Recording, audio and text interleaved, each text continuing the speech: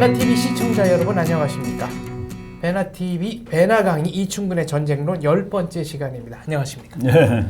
오늘은 지난 시간에 이어서 서양의 전쟁 사상을 다뤄보겠습니다. 지난주에는 이제 동양을 했고요. 동양 얘기했죠. 오늘 그 10시간째니까 대학으로 치면은 네 번째 수업 되는 것 같습니다. 네. 이제 3시간씩 가니까 3교시하고 3월 달에 개강한 거로 치면 3월 하순쯤 된 거라고 생각하면 되겠네요. 예. 이거 하다 보니까 이 생각한 거, 글 쓴 거하고 강의하는 거 이게 좀 잘 맞지가 않는 것 같아요. 네, 간격이 좀 생기죠. 간격도 생기고 그리고 글은 어떤 건 엄청 자세하게 써놨는데 내가 얘기할 때 그 얘기 많이 못했다는 생각도 하고 그랬습니다. 그건 뭐 나중에 이제 또 강의하고 글하고는 다른 거니까 뭐 또 글로 다 보충을 할 수가 있을 것 같아요. 네. 오늘은 그 서양의 전쟁 쪽으로 서양의 전쟁관 또는 전쟁 사상 이쪽으로 한번 얘기를 해보도록 하겠습니다. 저 그 서양 그러니까 책 제목이 The Social Philosophers. 그러니까 이제 뭡니까 사회 철학자들. 로버트 니스벳이라는 학자가 쓴 책인데 그 옛날에 나온 그 교과서예요. 그 교과서 이렇게 보니까 맨 앞줄에 나오는 얘기입니다. 그래서 내가 보고 이게 그 서양의 사회 철학이 전쟁 철학이구나 하는 네. 그 생각을 하고서 이제 내가 그 번역을 한 건데 한번 우리 읽어보겠습니다. 사회 철학에 관한 책의 맨 앞에서 전쟁과 군국주의를 다루는 것은 이상해 보일지 모르지만 서양 사회사, 특히 서양의 지성사 및 서양인의 가치에 관한 역사를 이해하기 위해서는 이 문제에 관한 분석이 꼭 필요하다. 우리들이 좋아하든 않든 지난 3000년 전부터 현재 이르기까지 서양 문명은 인류 역사상 가장 전쟁이 많았고 전쟁에 의해 지배당했고 그리고 군사 문명이었다는 증거가 명백하기 때문이다.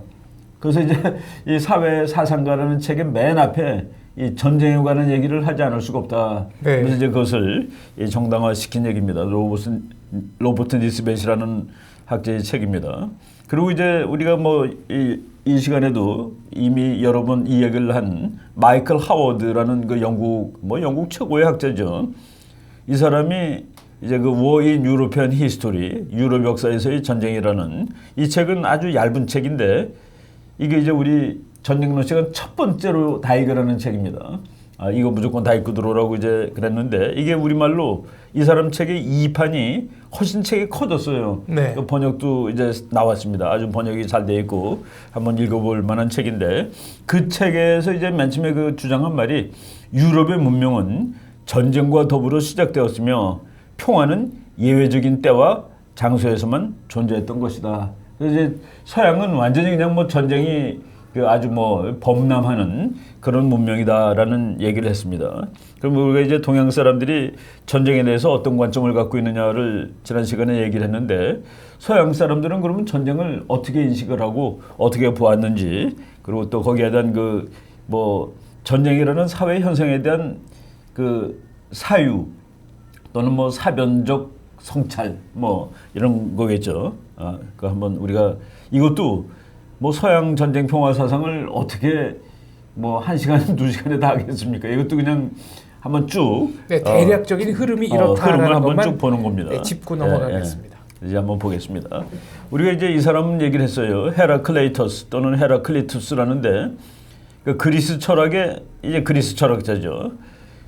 전쟁을 윤리라는 문제하고 연결을 시키지 않습니다. 윤리라는 게 뭡니까? 인간의 도리잖아요. 그죠? 네.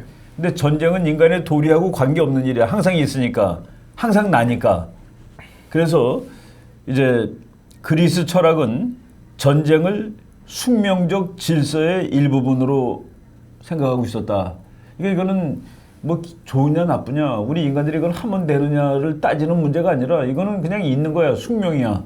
라고 해가지고 전쟁에 대해서 그 윤리적인 그 포지션을 서양 철학에서 취하지 않았다는 그런 얘기입니다.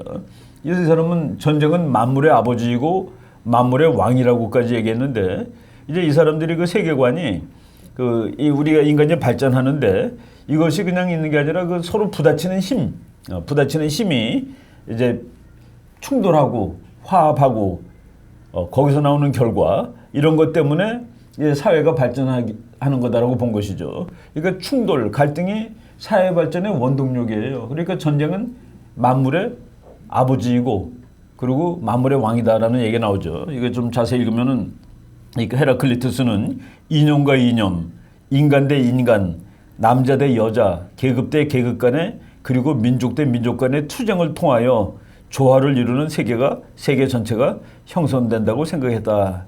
그러니까 이 싸움의 과정이 결국은 무언가 완성품을 만들어내는 그런 과정으로 봤으니까 전쟁은 좋거니 나쁘거니를 따질 겨를이 없다라는 그런 얘기죠. 그래서 그 그리스 철학의 숙명, 그러니까 전쟁이 좋다 나쁘다 하는 그런 얘기가 나오지 않는다라는 그겁니다.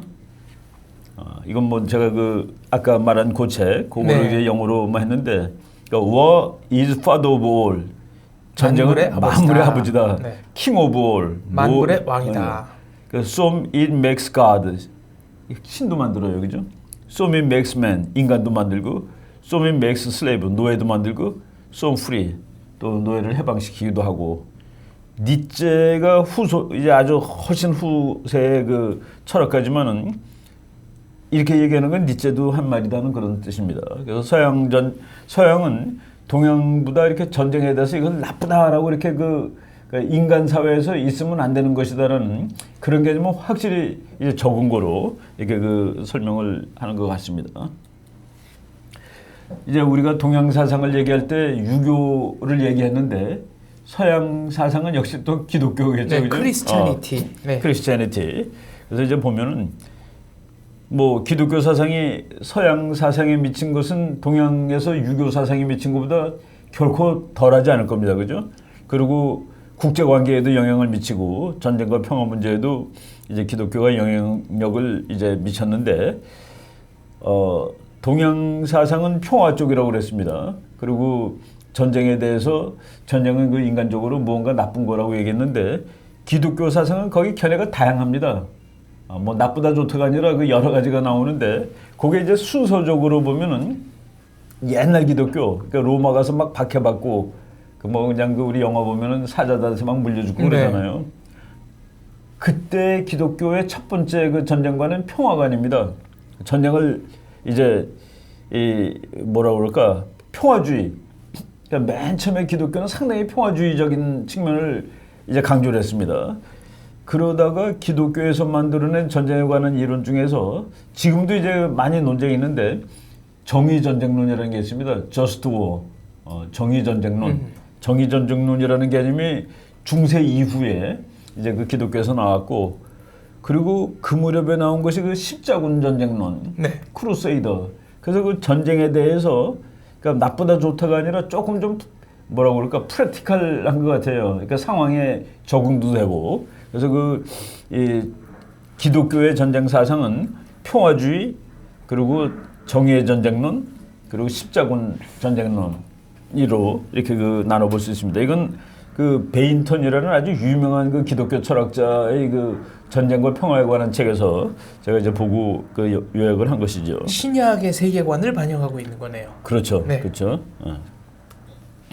이 사람이 그 베인턴이라는 학자입니다. 로널드 베인턴 아주 뭐 유명한 사람이죠. 기독교 윤리에는 전쟁과 평화 간에 크게 세 가지 태도가 있다. 이건 제가 이제 네. 이분의 그 주장을 요약한 겁니다. 평화주의, 퍼시피즘이 있고 정의의 전쟁은 저스트와 티어리가 있고 십자군 이념, 크루세이더가 있는데 이 세 가지가 연대기적 순서로 나타났다. 이 책은 우리말로 번역이 되어 있습니다. 이 사람이 그 Christian Attitude Toward War and Peace 그리고 A Historical Survey and Critical Re-Evaluation. 그래서 우리 최수일이라는 분이 전쟁, 평화, 기독교라고 해서 번역이 돼 있고 제가 그 원서를 안 보고 저는 이 한국 이 번역판으로 이제 봤습니다. 이것도 이제 역사적으로 한번 보겠습니다. 뭐 이분은 뭐 이제 다 이제 돌아가신 분이고요. 오래됐으니까 초대교회 평화주의라고 그랬죠. 로마가 기독교를 이제 국교로 삼는 것이 한 서기 300년, 313년이고 그렇죠. 네. 기독교를 국교로 이제 정했는데 기독교를 국교로 정한 다음에 로마에서 아주 그 흉측한 벌었나가 없어졌습니다. 흉측한 벌이 십자가형. 네. 기독교가 국교가 된 다음에 십자가 처벌이라는 제도는 없어졌습니다. 근데 그 십자가라는 그게 그 질식사로 죽는다고 그러더라고요. 그거 이렇게 하면은. 네, 질식사나 쇼크사. 네. 그러니까 매달려가지고 이렇게 그러니까 온갖 고통을 다 당하고 죽는 거죠, 그러니까. 그러니까 십자가에 못 박으면서 숨이 끊어지는 게 아니고요. 사실은 그 못 자고 가고 이런데 이제 그 몇 시간 더 걸리는 네, 거니까. 이렇게 늘어지면서 예, 하여튼 온갖 고통, 신체적 고통이 극대화되는 거죠. 그래서 그러니까 근데 그 이전에 보면 우리가 뭐 코바디스 같은 영화 보면은 그 네로 황제가 이제 사자를 물려갖고 죽는데 그 사람들이 그냥 거기에 순응을 합니다. 그죠? 그 찬송가 부르고 이제 네, 순교하는 모습이 순교하고. 나오죠. 그게 이제 그 당시에 퍼시피즘입니다, 사실은. 그러니까 어떤 저항도 세게 하지 않고 뭐 우리 성경에 보면은 왼뺨을 맞으면 오른뺨을 내놓으라는 그런 그 상당히 그 뭐 겸해설적인 평화주의 이런 것이 이제 있었고, 근데 콘스탄틴 황제 치하에서 국가와 교회가 밀접하게 연관된 이후, 그러니까 국교가 되면서 이제 기독교가 그 유대교가 아니라 로마 거가 되는 것이죠. 네. 그러니까 한 나라의 이제 예를 들어서 그 유교주의가 한 나라의 그 정치 사상이 되고 정치 철학의 근간이 되듯이. 네. 그러니까 콘스탄틴 황제가 결전을 앞둔 전날 꿈에서 십자가를 본 이후에 그렇죠, 네, 그렇죠. 이제 국교가 됩니다. 국교되고 국교가 된 다음에 기독교가 로마의 정치에 들어가는 거고, 네. 로마는 뭡니까? 대제국이고, 대제국은 전쟁을 통해서 또 유지가 되고, 그래서 이제 이 기독교가 로마의 종교가 됐는데 퍼시피즘을 이제 서서히 거기서 나오는 거죠. 근데 거기서 나오면서 폭력을 이제 합리화시켜야 되는, 폭력을 써야 되는데 그 폭력 쓰는 과정을 정의전쟁론으로 이제 바꾸는 겁니다.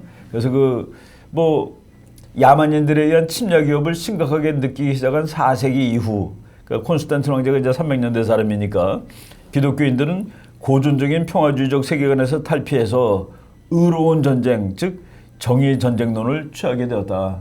이제 전쟁에 대해서 이 전쟁은 해도 된다 하는 그런 이제 새로운 이론이 나타나는 겁니다. 네, 바바리안들, 야만인들. 그렇죠. 야만인들하고 싸우는데 그것도 이제 우리가 정의전쟁론은 그 전쟁 철학에서 아주 뭐 제일 큰 부분이라고 말해도 될 정도로 연구도 많고 논란도 많습니다. 그래서 우리가 뭐 그걸 다 얘기할 수는 없고 뭐 또 제가 다 얘기할 실력도 안 되고, 그리고 일부만 어떤 게 정의전쟁론, 그러니까 이 정의전쟁론이라고 얘기하는데 그게 어떤 거가 정의전쟁론이고 어떤 거가 정의가 아니냐 하는 그런 얘기는 뭐 이제 한두 가지 한번 해볼 수가 있을 것 같아요. 그 다음에 이제 십자군 이념, 요거는 이제 중세에 나온 것이죠.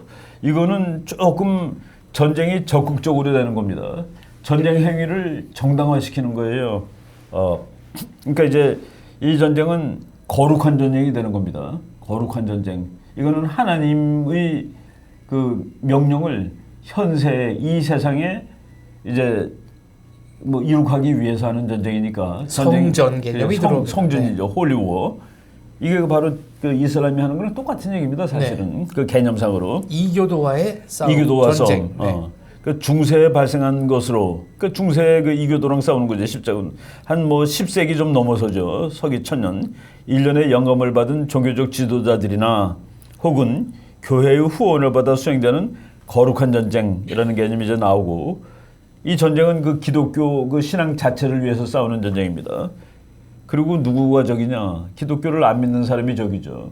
근데 이교도하고 싸울 때 전쟁이 무지무지하게 잔인해집니다. 그래서 전쟁 중에 가장 잔인한 전쟁은 생각을 달리하는 전쟁이 제일 처절해요. 그래서 남북 6.25가 처절했다는 거가 이념이 다른 전쟁이기 때문에 되게 처절한 겁니다. 그러니까 뭐 서로 상대방의 반동문자도 되고 뭐 공산주의자도 되고 그래가지고 전쟁이 처절해지고, 그리고 이 사람들이 전쟁할 때 그 몇 가지 룰을 만들어요. 그러니까 아주 잔인한 거를 안 하는데 이교도한테는 그 룰이 적용이 되지가 않습니다. 그래서 뭐 자기네들끼리는 뭐 전쟁할 때 그 무서운 차 같은 거 쓰지 말자, 뭐 이렇게 잔인하니까. 근데 그거는 기독교들끼리 싸울 때만 해당되는 것이고 이교도하고 싸울 때는 그런 그 제재들이 막 풀립니다. 그래갖고 아주 잔인해지죠. 그러니까 동양에서는 이 바바리안, 그러니까 저쪽 이 야만인을 저거라고 그러잖아요. 동물이라고 그러잖아. 네. 그죠? 뭐 파리라고도 그러고 뭐 곤충이라고 보고, 그럼으로써 전쟁이 잔인해지는데 서양에서는 그 이교도라는 개념이 들어가면서 전쟁이 잔인해집니다. 그래서 그 십자군 개념이 들어갔을 때 전쟁의 규약이 지켜지지 않는 경우가 많게 되었다. 여기서는 뭐 우리가 말하는 암스 컨트롤, 그 무기를 이제 제한해서 쓰잖아요. 네. 그 개념이 이교도한테는 하나도 적용이 안 됩니다. 이 당시만 해도 유럽 국가끼리 전쟁할 때는 석궁은 너무 치명적인 무기니까 석궁 안 쓰기로 네, 했었죠. 안 쓰기로 하고. 네. 그게 이제 아주 고대의 암스 컨트롤의 대표적인 사례입니다. 네. 이 무기는 너무 잔인하다. 이건 쓰지 말자 하는. 그런데 이교도한테는 그건 관계없고 이게 되는 것이죠. 잘하시네. 역사를 예습을 좀 했습니다. 네. 역사를 뭐 워낙 많이 아니까. 근데 이제 기독교에서 나타나는 전쟁과 평화에 관한 상반된 태도, 이거는 신에 대한 그 다름이 아니라 인간에 대한 다름이래요. 상이한 인간 간의 기운을 두는 것이다. 베이튼 교수 책 지금 내가 요약한 겁니다. 정의전쟁론의 치료는 기독교가 세상의 일에 점진적으로 참여하기 시작했음을 의미하는 것이다. 그렇죠? 그러니까 그 기독교가 국가의 이데올로기가 되면서 네. 그러니까 로마의 종교가 되면서 이제 들어가는 거죠. 그리고 악의 세력은 국가의 강압적 권력에 의해 제어당할 수 있다는 믿음을 기초로 성립되었다. 그렇죠? 국가가 선을 행하는 그거로 이제 보여지는 겁니다. 중국에서도 제일 위에 있는 나라가 하는 것은 괜찮잖아요. 정벌. 네. 정벌은 그건 괜찮다 해도 되는 거고. 네. 그리고 이제 정의전쟁론이라는 거는 로마가 악의 세력을 못된 나라를 벌하러 벌할 수 징벌을 있는, 하고 그렇죠. 정벌하러 가는 거니까요. 그렇죠. 악의 세력을 네. 국가의 강압적인 권력에 의해서 제어해야 된다는, 제어할 수 있다라는. 그리고 이제 십자군은 그것이 이제 적국화되는 겁니다. 이거 십자군은 이제 넓히는 거예요. 기독교의 세상을 넓히는 거지. 가서 이 기독교가 아닌 것을 멸하고 자기네 그 사상을 뭐 갖다 이제 그 세계 지배라든가.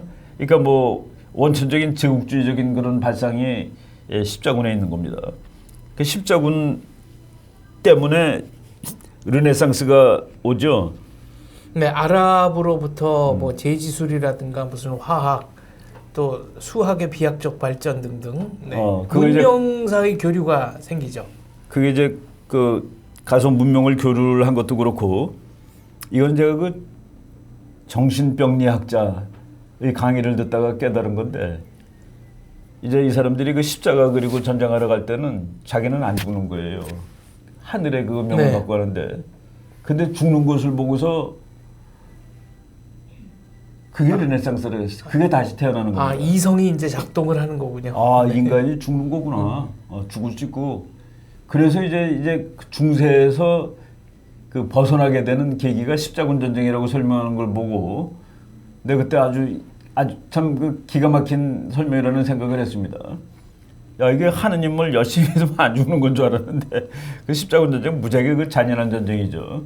그래서 거기서 인간의 본질, 인간의 본능, 그 르네상스라는 거가 다시 태어나다는 뜻이잖아요, 그죠? 그렇죠. 문예 부흥. 네. 문예 부흥이고, 그 중세 암흑 시대라고 그러죠. 그때는 그것이 다시 그 현대로 오는데, 그 십자군 전쟁에서 그 십자군으로 갔던 그 용감한 젊은이들이 죽으면서 이제 그 인생에 대한, 인간에 대한 그런 그 깨닫음, 이런 것들이 르네상스의 그 원천이 되었다라고. 저쪽 그 백상창 박사라는 분인데 정신병리학을 하신 분이에요. 그 정신과 의사인데 그분이 정책 공부를 무지하게 많이 했습니다. 그래갖고 십자군 설명하면서 르네상스를 거기다 갖다 붙이는 걸 보고 네. 저는 그 상당히 그 좀 이렇게 설득력이 있는 그런 설명이라고 이제 들었습니다. 아무튼 십자군은 유니폼, 군복에 십자가를 새기고 그러면 종교적 열정과 신념으로 무장했던 사람들이니까요. 그러니까 자기네들은 자기네들은 안 죽게 한다고 맨 처음에 믿고 네. 왔겠죠. 하느님의 전쟁을 하는데 지금 저 사람들은 어떻게 싸우는 줄 아세요? 이슬람이 용감한 이유? 지하드. 네. 그거는 뭐 그러니까 죽음을 두려워해야지 용감해지는 거잖아요. 네. 죽음이 두려우면 용감해질 수가 없습니다. 근데 그 사람들은 성전을 버리다 죽으면 죽는 순간 하늘로 가는 거예요. 천당으로 가는 겁니다. 네. 그 교리가. 그러니까 이제 뭐 하나님 앞에서 뭐 딱 벌 받고 뭐 점수 매기고 그러는 게 아니라 죽는 그 순간 천국으로 가기 때문에 네. 그래서 지 아들을 버리다 죽은 사람은 장례식을 안 해줍니다. 이미 천국에 네. 갔으니까. 장례식을. 어. 근데 그게 지하든지 아닌지는 그럼 누가 판단합니까? 그게 이제 문제. 그게 자기 네. 판단이죠. 자기가 그래서 그 엄마들이 야, 이 세상에 이렇게 힘들게 살지 말고 그 종교적으로 네가 가서 좀 미군을 폭탄 들고 가서 미군 집체 가서 부딪혀. 그러면 그게 이제 성전이 되죠 그 사람들한테. 그럼 죽자마자 천당을 가서 그거는 장례식을 안 해줍니다. 그게 이제 그러니까 이 인간이 참 그래요, 그죠? 그런 믿음을 가지고. 근데 십자군도 아마 맨 처음에 그러지 않았겠습니까? 그러니까 그 뭐 그냥 매천리길을 뭐 걸어서 가고, 그 뒤에 뭐 말 탄 사람 일부 있고 뒤에 걸어가잖아요. 그 걸어가는 거가 그런 그 마음의 위로가 있었으니까 그것도 하는 것이지. 그래서 이거 보면은 인간들이 그렇습니다. 그래서 이제 기독교에서는 처음엔 평화주의, 그러다가 정의전쟁론, 십자군은 정의전쟁론이 훨씬 이제 증폭되는 거죠. 확대되고 증폭되는 거라고 네. 봅니다. 그리고 지금 오늘날의 그 이슬람의 전쟁이 바로 크루세이더, 십자군, 홀리 이런 그 개념이 많이 들어가 있는 것이죠. 요 그림입니다, 바로 십자군들. 그 많은데 십자가 방패에도 십자가 그리고 옷에도 십자가 하고, 그리고 이제 뭐 매철리길을 이제 전쟁으로 가는 것이죠. 그래서 바로 이런 그 정의 전쟁론은 그 자기네 하는 전쟁이 도덕적으로 옳다라고 얘기하고, 그리고 도덕적으로 옳다라고 얘기하는 뿐만 아니라 이렇고 이런 기준을 우리는 합당하게 채우기 때문에 옳은 거야라고 얘기를 합니다. 그 요새 나오는 정의전쟁론은 그 조건이 있어요. 1, 2, 3, 4, 5 네. 이것을 맞춰야지 정의전쟁론이고, 거기 틀리면은 그거는 정의롭지 못한 겁니다. 그런데 이제 정의전쟁론은 싸우러 가는 이유라는 측면에서 정의전쟁론이 있고, 그리고 싸우는 방법에도 있습니다. 싸우는 방법에서 이렇게 싸워야지 정의전쟁론이라고 얘기할 수 있지, 그거를 넘어가면 안 된다는 그런 기준들이 이제 있죠. 그래서 이 서양 사람들이 그 전쟁을 정당화하는 그 가장 큰 이론이 정의의 전쟁론이라고 보면 될 것 같아요. 그리고 이제 거기에 대항해서 이슬람은 이제 그 성전론, 지금 그 두 개가 싸우고 있다고 봐도 될 네. 그런 세상입니다. 그래서 이런 그림 보면은 뭐 십자군이 이렇게 십자가를 이렇게 다 그리고, 콜럼버스 배도 요 비슷한 십자가 타고 이제 그 갔죠, 바다 건널 때. 아무튼 십자군 전쟁은 1차 원정 빼고는 뭐 군사적 성공이라는 것을 없죠. 이렇게 거두지 못했습니다. 뭐 그냥 살죽입니다, 그냥. 네. 그 정치적인 목적을 전혀 달성하지도 못하고 그런 전쟁이. 그리고 이거 끝난 다음에 이제 르네상스가 되는 거죠. 이제 그 현대가 시작되는 거죠. 그럼에도 불구하고 기독교 사상 전체도 일단 평화 쪽으로 더 가 있는 건 사실이에요. 그래서 이제 보면 우리 크리스마스 무렵에 항상 하는 얘기죠. 하늘 높은 곳에서는 하느님께 영광이요, 땅에서는 마음이 착한 이들에게 평화. 뭐 그리고 이제 예수님이 이제 십자가에 못 박혔다가 며칠 만에 이제 살아나고서 제자들 만나서 너희들에게 평화가 있기를 뭐 그럽니다. 제가 그 옛날부터 이제 전쟁론이라는 책을 아직 못 썼는데, 다 쓰면은 그 성경 구절 하나를 맨 앞에다가 그 인용하려고 지금 그 마음에 새겨두고 있는 성경 구절이 피스메이커라는 그 영어 단어는 피스메이커입니다. 평화를 만드는 자는 복이 있나니, 그런 말이 있어요. 평화를 위해 일하는 사람들은 행복하다. 이게 이제 이 현대말로 번역하죠. 그들은 하느님의 아들이 될 것이다라는 그 성경 구절이 있습니다. 그러니까 평화를 위해서 일하는 자는 그 하나님이 거둘 것이다. 그런 성경 구절을. 그래서 우리 크리스마스 때라든가 또는 뭐 우리 카톨릭 같은 데서도 이 피스라는 걸 엄청나게 강조하잖아요. 네. 그래서 전체는 평화입니다. 그 일부는 뭐 우리가 뜯어서 해석을 하게 되면은 뭐 잔인한 부분도 있고, 그런데 인디안들이 그랬대요. 성경책을 그 백인들이 주니까 그 책을 쭉 읽어보고서 이런 좋은 책을 가진 너희들이 왜 이렇게 잔인하냐 그랬답니다. 그러니까 인디안들이 보기에는 백인이 또 대단히 잔인한 거지. 땅 뺏고 뭐 다 쫓아내고, 이런 좋은 책을 가진 너희들이 그렇게 잔인하면 어떡하냐 하는. 그거는 쭉 이제 읽었을 때 그것은 평화의 책임이 분명하다라는 그런 느낌이 드는 거죠. 그래서 그럼에도 불구하고 이제 동양보다는 좀 여러 측면에서 전쟁의 다양성에 대해서 받아들이는 그런 사상이 이제 서양의 사상이고 기독교 사상이다라고 말씀을 드릴 수 있습니다. 이제 저스트 워 이론, 정의전쟁론 중에서 뭐 한 사람 학자를 들으면 이 사람입니다. 마이클 왈저라는 학자인데 이 사람 책이 우리나라에도 번역이 되고 뭐 그랬어요. 그게 정의전쟁론 이거는 아주 그 초판인데 이 판도 계속해서 나오고 또 이걸 요약한 또 다른 책도 나오고 그것이 우리말로도 번역이 되고 그랬습니다. 그래서 그러면 여기 이 책에 있는 일부인데 그러면 So what is just war in this shared environment? 이런 세상에서 just war, 그러니까 정의로운 전쟁이라는 게 뭐냐? 이 월전은 일단 이 무참하게 이 리미트가 없는 전쟁은 이거는 정의롭지 못한 거예요. 네. 그러니까 뭡니까 무조건 항복받는 전쟁, 토탈화, 그냥 온 국가의 모든 힘이 전부 전쟁에 동원되는 거. 총력전. 총력전. 이런 것 자체는 일단은 정의롭지 못하다. 그래서 월저한테 리미티드 워, 제한전. 일단 정의로운 전쟁이 되려면은 그 제한이 돼야 되는데 그 제한되는 거가 수단과 목적에서 제한이 돼야 됩니다. 수단과 목적에서. 그 moral means and end. 그러니까 도덕적인 수단과 도덕적인 목표를 가지고 있어야지 된다. 그리고 전쟁 자체가 보수적인 전쟁이라 해야 된다. 그러니까 너무 그러니까 여기서 보수적이라는 것은 뭐라고 그럴까요? 그러니까 아주 혁명적인 거는 안 된다는 그런 얘기겠죠. 보수적이고 그리고 it does not seek to usurp sovereignty. 그러니까 우리 전번에 중국의 전쟁 결과에 멸이라는 거 나온다 그래서 네. 멸. 아예 쓸어버려서 없애버리는 거. 그거를 추구하는 것은 정의롭지 못하다는 그 얘기입니다. 그러니까 상대방을 죽이는 것은 정의로운 전쟁이 아니에요. 혹시 이거가 그 서양에서 전쟁하면은 한 나라를 완전히 없애는 경우가 그렇게 많지 않습니다. 그 일부러 왕을 살려둔다든가 뭐 이런 거 있는데 이런 흔적이 좀 남아 있는 건지 잘 모르겠어요. 그리고 it seeks the restoration of the status quo ante. status quo ante라는 것은 전쟁이 발발하기 이전의 상황을 다시 만드는 거. 그것이 정의로운 전쟁이에요. 그 예를 들어서 그러니까 이 X라는 상황이 있었는데 전쟁이 나서 X가 깨졌습니다.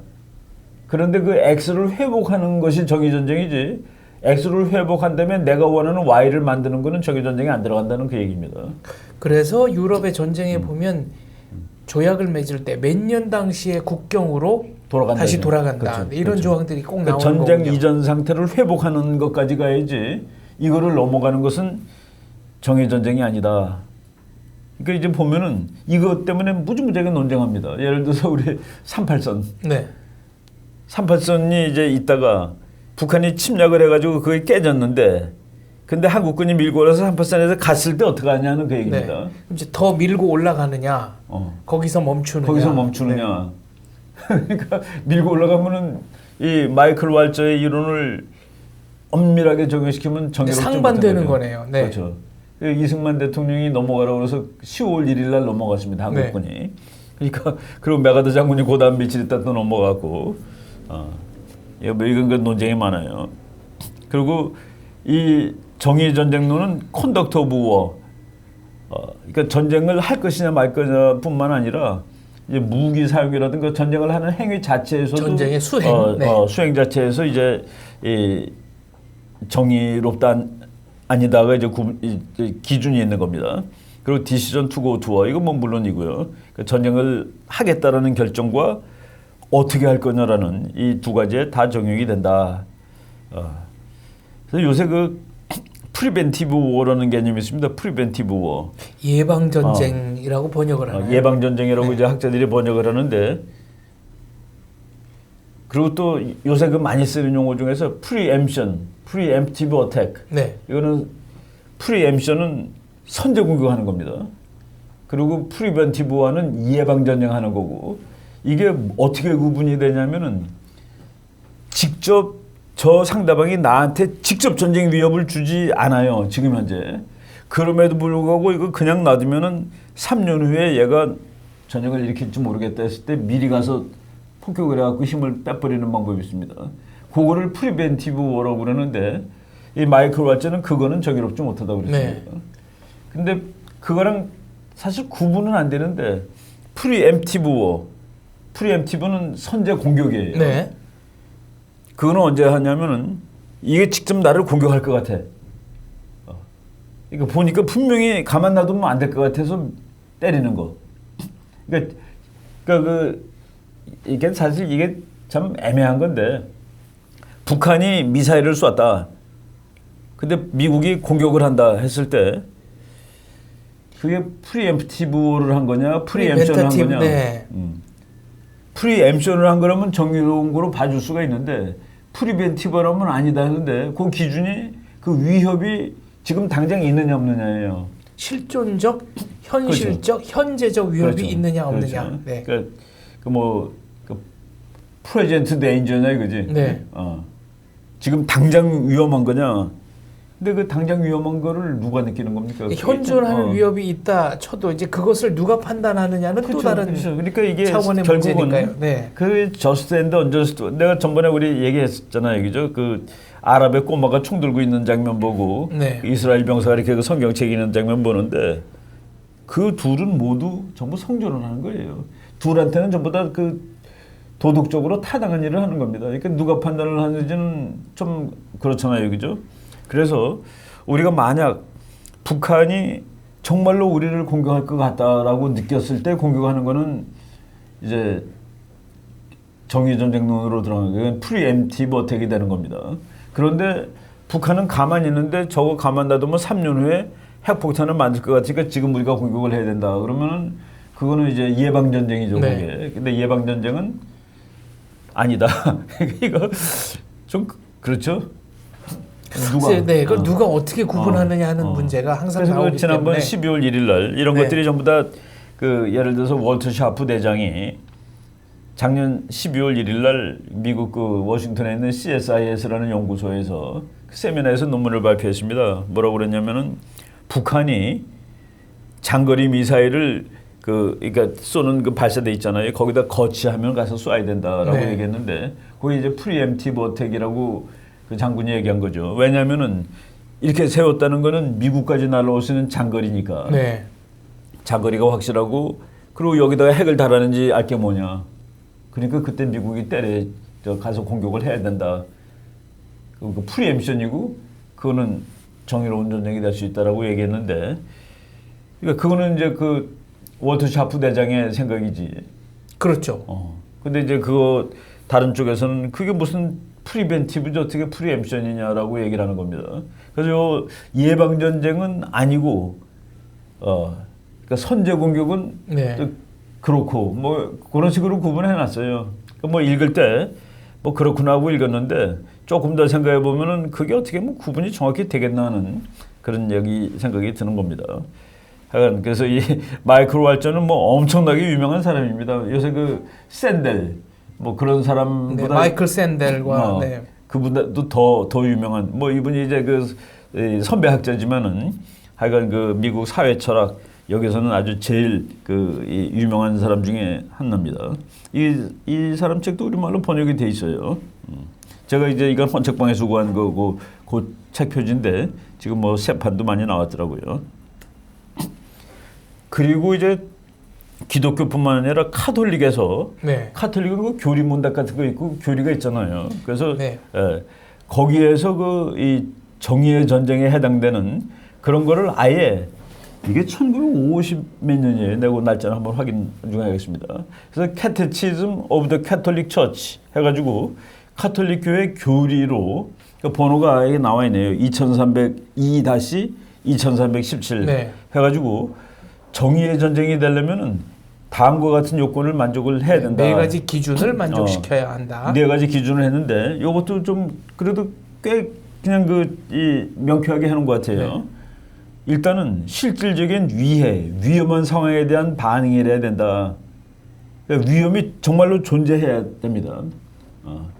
아주 그 위태로운 현재적인 위험이 존재할 때. 그래서 영어로 하면은 War is a response to lasting, grave and certain damage. 그러니까 자기가 정말 피해를 확실하게 입고 그 네. 피해가 대단할 것 같고 그 피해가 이제 지속적인 그런 데 대한 반응이어야 이것을 정의로운 전쟁이라고 하고 네, 현존하는 그렇죠. 확실한 현존하는 그렇죠. 네. 그다음에는 아무런 이제 다 해봤는데 이제 방법이 없어요. 뭐 외교적 노력, 대화 이런 걸 다 했는데 안 됐다. 그러니까 그래서 최후의 수단. 그러니까 all other means of solving the problem are exhausted. 그러니까 이 문제를 해결하기 위한 모든 방법을 다 써봤는데 다 안 된다. 최후의 수단으로. 근데 이것도 어떻게 최후 수단으로 미국이 또는 한국이 북한 핵을 제거하기 위해서 공격을 했는데 다 썼냐? 그럼 모든 수단을 다 다 썼느냐? 썼냐? 네, 물어보면 그러면 다 썼다라고 대답하는 사람도 있을 거고 네, 좀 미진했다고 대답하는 사람도 있을 있단 거고. 말이죠. 그래서 이게 결국은 인간의 마음을 따지는 거는 정답이 그래서 없어요. 제가 우리도 핵을 만들어야 된다라고 얘기를 어떤 세미나에서 했더니만은 우리는 북한 핵을 없애기 위해서 노력을 다 했습니까라고 질문하는 분도 있더라고요. 근데 이제 제 대답은 그랬습니다. 우리가 어떤 노력을 하더라도 북한이 그것을 믿고서 핵을 안 만들 수가 없는 상황입니다. 우리가 뭐 다 했는지 안 했는지 모르겠는데 우리의 행동을 믿고 북한이 어떻게 핵을 안 만들겠습니까?도 네. 맞는 얘기죠. 그 대한민국이 어떻게 행동하든 관계없이 그것은 북한의 핵 개발 야욕에 영향을 끼칠 수 없다. 그렇죠. 우리가 이렇게 할 테니까 핵을 만들지 말라. 북한이 그렇게 하는구나 안 만들겠다라는 방법이 없다는 그 얘기죠. 그 다음에 이것도 재밌는 건데 성공 가능성이 있을 때 해야 된다라고 썼습니다. There is a serious prospect of success. 성공할 가능성이 있는 경우에 무력을 행사하는 것이지 이거는 어떤 의미인지는 확 들어오진 않습니다. 좀 애매하네요. 그렇죠. 네. 그렇죠. 그러니까 어멍덤멍하지 말라 하는 그런 소리인지 그러니까 정말로 이 생각을 잘 해보고 신속하게 빨리 끝낼 수 있을 때 하라 뭐 그런 의미가 되겠습니다. 그 다음에 war does not produce evil greater than the evil to be eliminated. 없어져야 될, 제거돼야 될 악보다 더 큰 악을 산출하는 그런 전쟁이면 안 된다. 이건 뭐 우리가 뭐 이렇게 개념적으로 뜻은 알겠는데 이것도 사실 구체적이진 않습니다. 그죠? 없어져야 될 악보다 더 큰 악을 생산하는 일이면 그건 안 된다. 전쟁을 하다 보면은 전쟁이라는 것이 그렇게 인간이 이렇게 합리적으로 전쟁하지는 않아요. 그러니까 이제 전쟁하다 보면은 전쟁 그 자체가 스스로 괴물이 돼가지고 네. 전쟁이 그냥 자기 마음대로 가는 겁니다. 전쟁은 자기 논리에 의해서 스스로 굴러간다. 그렇죠. 네. 우리가 처음에 전쟁했을 때 그거랑 달라지는 거예요. 전쟁하는 과정에서 인간들이 전부 이성을 다 잃는 것이죠. 그래서 그 전쟁이 더 큰 악이 그렇게 돼서 나오는 겁니다. 그러니까 군인들은 왜 전쟁을 하는가 그러면은 뭐 자유와 민주주의를 위해서가 아닙니다. For his buddies. buddy라는 게 B-U-D-D-Y. 네, 동병. 자기 전우. 전우. 자기 손꼽장난하던 자기 친구를 위해서 전쟁을 하는 거예요. 하긴 뭐 그 순간에 무슨 정치 자유 그런 생각이 나겠습니까? 군인들이 전쟁하는데 저 적군이 나의 친구를 죽였어. 저것들이 내 친구를 죽였어. 그거에서 이제 용감해지고 분노하고 전쟁이 되는데 뭐 그런 얘기를 하는 것 같아요. 더 큰 악을 산출하지 않아야 된다. 근데 이거는 상당히 아주 영향력이 큰 그런 이 교리 네. 뭐 카톨릭 교회 교리고 네. 뭐 카톨릭이 또 힘이 있으니까 이거는 이 정의전쟁의 책 보면 반드시 나오는 그런 이론이라고 말씀을 드릴 수가 있겠습니다. 그다음에 이제 이거 뭐 정의전쟁은 기독교 쪽으로 하다가 이제 그 얘기가 나왔는데 그거보다 다시 이제 거슬러 올라가면 플라톤의 공화국이라는 책이 무지하게 유명하죠. 이 책은 우리가 알고 있는 또 일반 상식하고 다른데 여기 보면은 민주주의가 좋은 정치라고 그러지 않았습니다. 뭐라고 그랬습니까? 민주주의는 반드시 우민 정치를 중우 정치로 네. 하기 때문에 이건 좋은 게 아니에요. 빠진다. 네. 그래서 이 사람은 이 철인이 정치라는 게 제일 좋다고 했습니다. 독재자인데 그 사람이 철인이면 되는 거예요. 철학자가 정치를 하는 철인 정치가 이상적이다. 그게 이제 이상입니다. 그래서 플라톤의 공화국은 오늘날의 민주주의가 아니에요. 국민의 대변자가 나가서 하고 국민이 많이 찍은 사람이 하는 게 아니라 정말 철인. 그러니까 인간을 뛰어넘는 그런 사람이 독재를 하는 거 일이니 그게 더 좋은 정치라고 그랬죠. 그러니까 뭐 귀족들이 하는 것도 과두종으로 가기 때문에 안 되고 그리고 많은 사람들이 하는 공화국은 이제 우민 정치, 바보들의 정치가 되기 때문에 안 되고 그 현인이 한 사람 나와서 독재하는 것 그것이 제일 좋다 그러는데 그 이상 국가에 대해서 얘기하면서 전쟁을 수행할 수 있는 충분한 능력을 갖춘 국가가 좋은 나라다라고 공화국에서 얘기하고 있죠. 그래서 외세로부터 국가를 지키기 위해 군인들을 훈련시켜야 한다는 것은 오히려 국가의 중요한 의무다라고 해가지고 여기서 그 전쟁이라는 것을 상존하는 하나의 그 현상으로 이미 뭐 이 사람 그 BC 428이니까 중국으로 치면 전국시대인데 이때 그리스 시끄러울 때죠. 그러니까 그리스 반도가 평화가 없을 때인데 뭐 그 무렵에 살던 사람으로 뭐 원하는 공화국에 대해서 이제 쓴 책에 그런 얘기가 있습니다. 그리고 아리스토텔레스가 인간의 뭐 모든 면의 천재죠. 이 사람은 문학 예술에도 천재고 정치학자들은 정치학의 제일 천재라고 그러고 경제학자들은 또 이 사람이 또 제일 꼭대기라고 그러는 것 같더라고요. 네. 뭐 위대한 인물이죠. 그러니까 모든 사람들이 우리 할아버지라고 치는 그러니까 이제 뭐 하여간 그 당시에 살던 이 세상에 자연과학, 사회과학, 뭐 철학 이런 거 다 최고봉에 오른 문학 이론, 연극 이론도 최고봉입니다. 그렇습니까? 네. 이 사람이 과학도 그 당시에 최고고 근데 이 사람이 이제 이 평화의 문제에 관한 정교한 언급이 없다. 이 정치학이라는 책이 있습니다. 이 사람이 쓴. 그리고 전쟁을 분쟁 해결의 정당한 수단으로 전쟁 그 자체를 찬양하지는 않을지라도 더군다나 전쟁이 공동체의 생활에서 궁극적인 목표는 결코 아니라고 할지라도 전쟁에 대비하는 일은 올바른 일이다. 라고 얘기했다는 그 얘기입니다. 그러니까 이제 전쟁 그 자체를 행하는 거가 우아하거나 좋은 것은 아니지만은 반드시 대비하지 않을 수 없다. 평화는 인류가 반드시 추구해야 할 이상적인 조건이며 전쟁은 반드시 평화를 위한 것이어야 한다. 확실히 보면은 정교화된 이론 같아요, 그죠?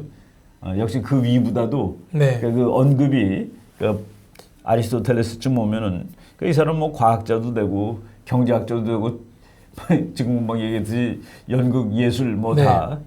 그래서 그 인간 역사의 마지막 천재를 이 사람으로 치더라고요. 그 다음에서부터는 요만큼밖에 모르는 거라. 그러니까 자기 것만 아는 사람들. 그런 사람은 그 뒤에도 많이 나왔는데 다 아는 사람은 아리스토텔레스가 마지막이다 해가지고 나 그 경제학과에 가서 강의 듣다가 경제학의 그 첫 번째 학자가 아리스토텔레스라는 말을 듣고 정치학에서도 저 사람으로 치는데 경제학자도 똑같구나는 그런 생각을 했습니다. 아리스토텔레스 뭐 그러니까 정복이라든가 군사적 행위 일반을 국가의 근본적인 목표로 삼고 있는 헌법은 오류다. 그러니까 이것을 어떤 그 반응으로 하지 않고 네. 이거를 스스로 나가서 하는 거, 그러니까 정복, 뭐 이런 거를 목표로 삼는 그 헌법은 오류다. 뭐 이제 우리는 동양의 그 평화 사상하고 이렇게 틀리지 않습니다. 국가의 최종 목표는 국민들의 행복을 보장하는 것이며 군사력은 이웃을 노예로 만들기 위해서 또는 자유인에게 족쇄를 씌우기 위하여 존재하는 것은 아니다. 뭐 이거 상당히 한 단계 발전한 뭐 이제 읽어보면은 발전한 정치학 이론이라는 것이 뭐 분명히 드러납니다. 선제 공격이나 침략전은 하지 말아라 이런 얘기네요. 그렇겠죠. 이거는 그러니까 네. 그 일이 벌어졌을 때 자기를 무언가를 지키기 위해서 하는 것이지 자기를 뭐 더 확대하는 그런 기능으로 전쟁하면 안 된다는 그런 얘기를 쓴 겁니다. 헤라이클레이토스는 네. 전쟁은 만물의 아버지다 그랬는데 헤로도투스는 그 역사라는 히스토리라는 책을 네. 쓴 아주 대단한 역사가죠. 평화보다 전쟁을 더 좋아하는 사람처럼 어리석은 사람은 없다. 아들 대신 아버지가 묻히고 아버지가 자기 아들을 매장하는 전쟁을 좋아하는 사람은 없을 것이다. 이거는 우리나라 동양에 읽어보면 그런 얘기 나옵니다. 이런 비슷한 얘기가. 근데 이제 마지막 말이 참 황당해요. 그러나 신들은 전쟁을 원하였다. 알 수 없는 논리적으로 설명이 불가능한 역학작용에 의해서 전쟁이 일어난다. 이런 그렇죠. 얘기네요. 그렇죠. 이 헤로도투스의 그 히스토리스 이거 역사도 참 그 대단한 방대한 역사책 아니에요. 그러니까 동양으로 치면은 사마천 사기에 해당되는 책이 네. 서양에서는 헤로도투스의 그 역사인데 여기에 전쟁을 평화보다 더 좋아하는 놈은 어리석은 놈들이다.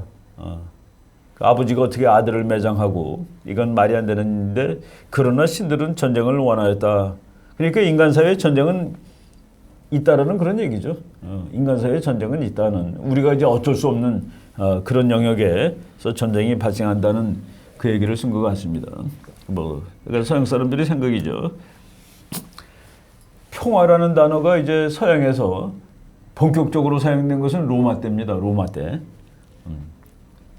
팍스 로마나 팍스 피스란 뜻이죠. 그 로마인에 인한 평화. 그래서 로마 사람들은 평화에다가 진짜 의미를 집어넣는데 다만 전쟁이 없는 것은 평화가 아니에요. 그러니까 로마인이 만족하는 게 평화입니다. 그러니까 우리가 팍스 로마나, 팍스 브리타니카, 팍스 아메리카나가 네. 브리타니카, 아메리카나, 로마한테는 진짜 괜찮은 건데 다른 나라들한테는 뭐 그렇게 그 괜찮은 것도 아니죠. 왜? 자기는 싸움을 못하니까 평화니까 밑에 있으면서. 그래서 이제 로마인들에게 평화는 단순히 전쟁이 존재하지 않는다는 의미 그 이상이 무엇이었다. 평화는 전쟁의 부재 상태 이상의 적극적인 상황을 의미하는 것이었다. 그래서 요 해석을 보면은 팍스, 피스라는 단어는 계약, 즉 서로 싸우지 않겠다는 약속을 의미하는 말이었다. 이것을 뭐 이렇게 그 종에다 사인하는 게 아니라 로마의 막강한 힘으로써 다른 나라들이 감히 전쟁을 할 그 생각조차 못하게 하는 것, 즉 서로 싸우지 않겠다는 약속을 의미하는 말이었다. 그러니까 로마의 힘으로 평화를 한 것이죠. 그래서 이제 팍스라는 단어는 평안, security 뿐만 아니라 평정, 뭐 tranquility, 휴식, 안식 등의 뜻을 가지고 있었으며 평화는 풍요의 수혜자로서 인식되었다. 그렇죠? 로마인은 전쟁을 통해서 제국을 건설했지만 평화를 그들이 최고 이념으로 생각하였다. 이번에 그 팍스 로마나라는 책이 또 큼직한 거 미국에서 새로 나왔습니다. 그러니까 뭐 서양 사람들은 쉬자고 공부를 해서 책을 내는데 이 팍스라는 것이 그냥 그 상당히 그러니까 무엇을 하지 않는다가 아니에요. 그러니까 수동적인 의미가 아니고 무엇이 없다가 아니라 가서 하는 겁니다. 가서 만드는 거죠. 적극적으로 전쟁이 없도록 만드는 것. 그렇죠. 네, 이것이 이제 팍스 로마입니다. 그 로마에서 그 평화라는 말을 그래서 이제 전쟁 연구를 하는 사람들이 자기가 이제 그 간판 만들 때 전쟁 연구소라는 제목을 간판 붙이는 걸 아주 싫어합니다. 스스로. 그래서 평화 연구소라고 반드시 붙이는 거예요. 네. 역설이네요. 네. 평화 연구소고 공부하는 건 전쟁을 연구하는 네. 거죠. 그리고 뭐 전쟁을 연구하면서 왜 전쟁 연구라고 안 붙이느냐 하는데 그래서 그 평화 연구라고 그 서양에서도 과학적 전쟁 연구는 평화 연구다라고 그럽니다. 네. 그래서 뭐 피스 리서치라는 말도 이제 사이언티픽 스터디 오브 워라고 쓰지 말고 피스 리서치라고 쓰자 이렇게 하는 그 잡지도 이 피스라는 이름의 잡지는 전부 전쟁에 관한 이론 써놓은 잡지들이죠. 그 이제 그러다가 로마가 야만족에 의해 몰락한 이후 유럽은 중세의 암흑 시대에 들어갔다.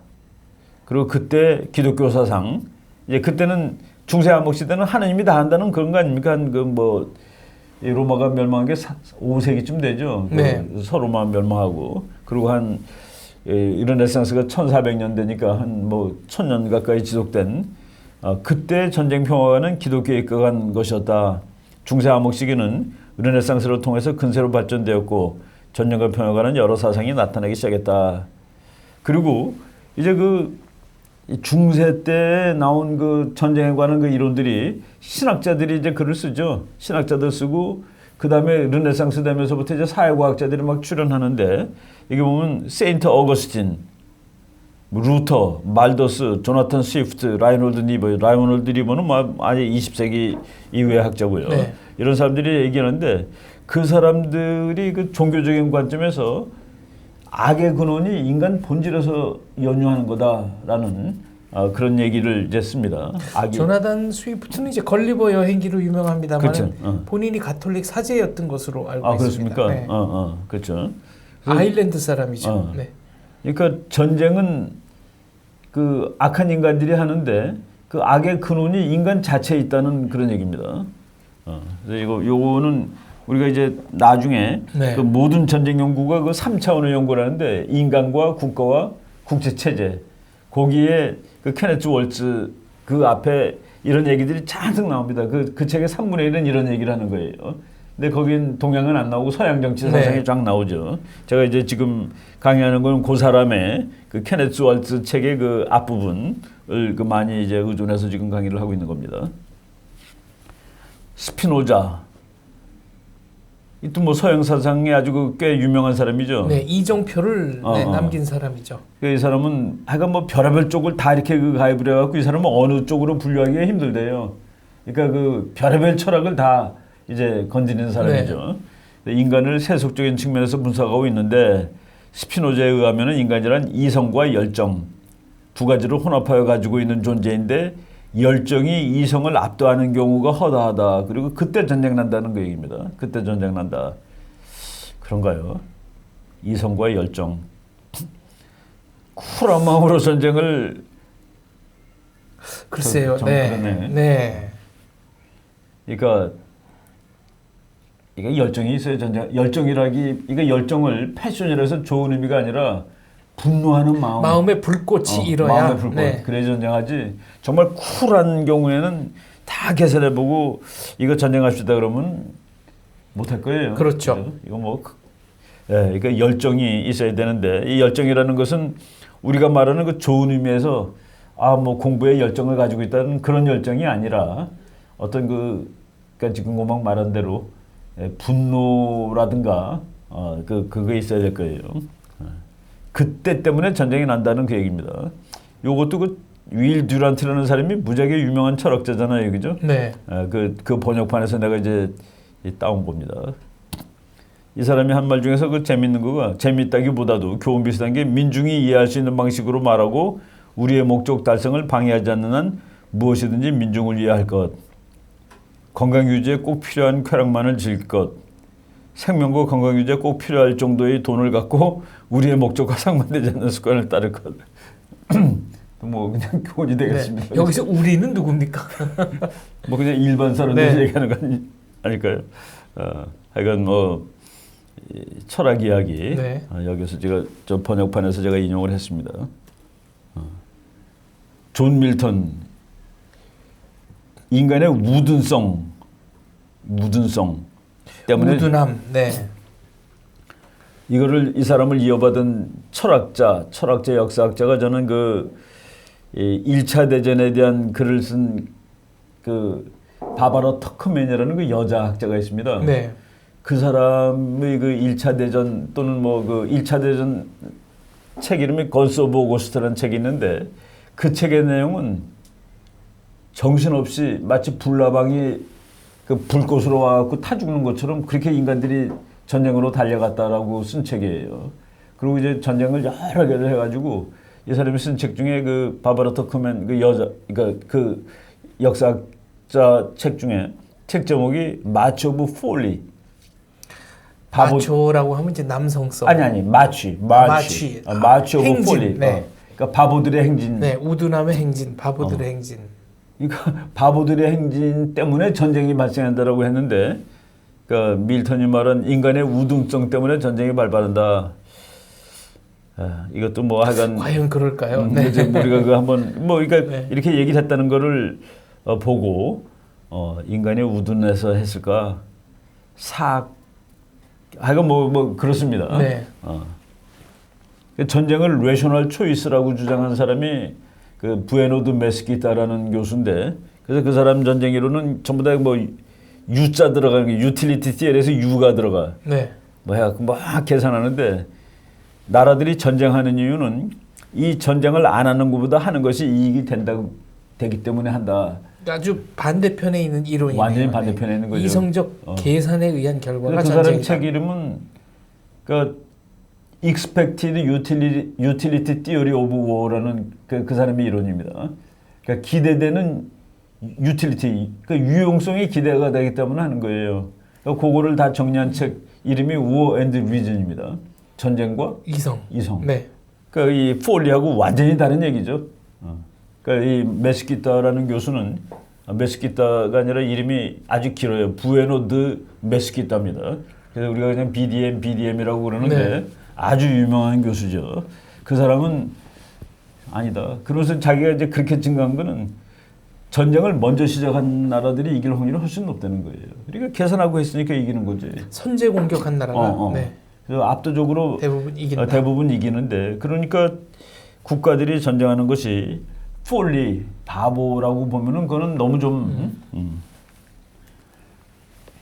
루소, 뭐 루소 얘기 또 안 할 수 없죠. 네, 장자크 루소. 장자크 루소는 이제 쭉 이제 보면은 전쟁에 관한 얘기를 인간은 자연 상태 아래에서는 선하지도 악하지도 않은 존재이며 인간의 생을 악화시키거나 또는 덕화시킬 수 있는 힘 모두는 바로 사회에 달려 있다. 그러니까 사회가 인간을 착하게도 할 수 있고 악하게도 할 수 있어요. 그러니까 이 사람은 그러니까 사회 계약론, 민주주의 이런 걸 만들어 가지고 인간을 선하게 만들어야 된다는 그런 얘기입니다. 그러니까 자연 상태는 이 사람은 그래도 조금 좀 자연 상태에 대해서 그 호감을 갖죠.